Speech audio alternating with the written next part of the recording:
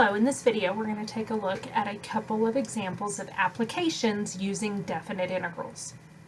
Our first example, we have an oil tanker is leaking at a rate of L prime of t equals 76 times the natural log of t plus 1 all over t plus 1 barrels per hour. How many barrels leak in the first day? So the first day, that is from 0 to 24 hours. Our unit on time here is in hours. So our t values are going to go from 0 to 24. In order to find how many total barrels leak, we need to take the antiderivative of this derivative function. And so we have 76 times the natural log of t plus 1 over t plus 1. Now we cannot integrate our natural log function, so we are going to have to use substitution on this one. And we're going to let our u substitute for the natural log of t plus 1. The derivative of the natural log of t plus 1 is 1 over t plus 1.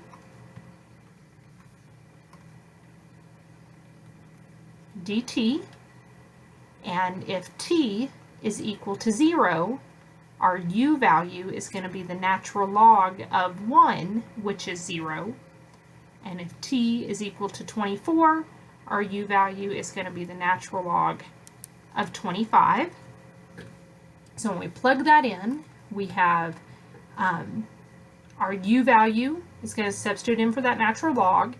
Our 1 over t plus 1 times dt is going to become our du. So this is going to be the integral from 0 to the natural log of 25. We still have that 76 multiplied out front times our u, and then our differential becomes du. So we get 76 times u squared over 2, evaluated from 0 to the natural log of 25. If we plug in 76 over 2,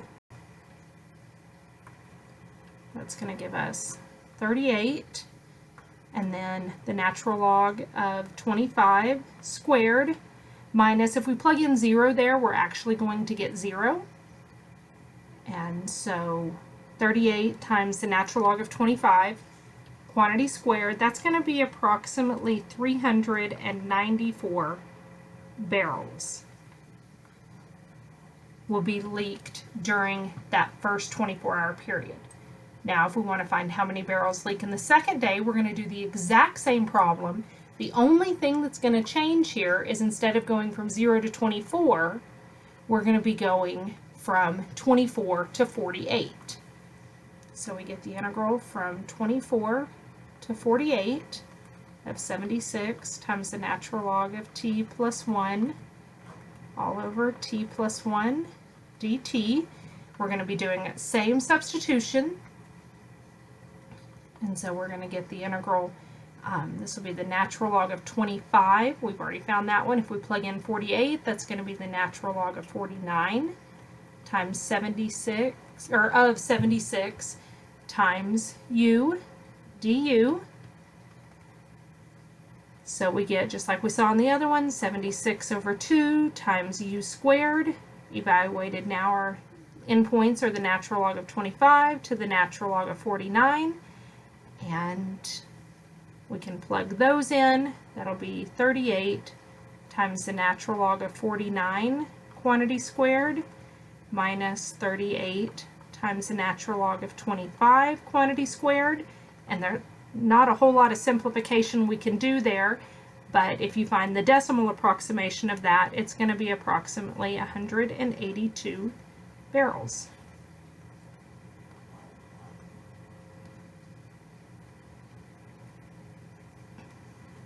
All right, our next example, we have the rate at which a plant grows is given by the function r prime of t equals 125 times e to the 0.3 t millimeters per month. So what is the total growth in the first 2 months? So here our time is in months, and so the first 2 months are going to be from 0 to 2. We need to find the antiderivative, so let's take the integral of 125 times 0.3 t dt.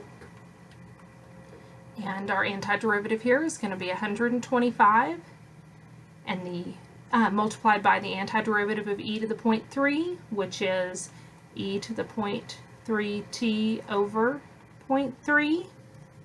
We are evaluating this from 0 to 2. And so we're going to find a decimal approximation of this anyway, so I'm not going to worry about simplifying that. I'm just going to pull my constant out. So we've got 125 divided by 0.3. If you want to simplify that, you can. If we plug in a 2, we'll get e to the 0.3 times 2, which will be e to the 0.6. Minus, if we plug in 0, we'll get e to the 0, which is 1.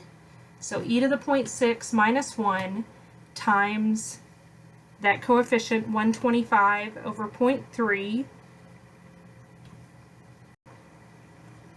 does give you an approximate value of 343 millimeters is the growth of that plant during the first 2 months.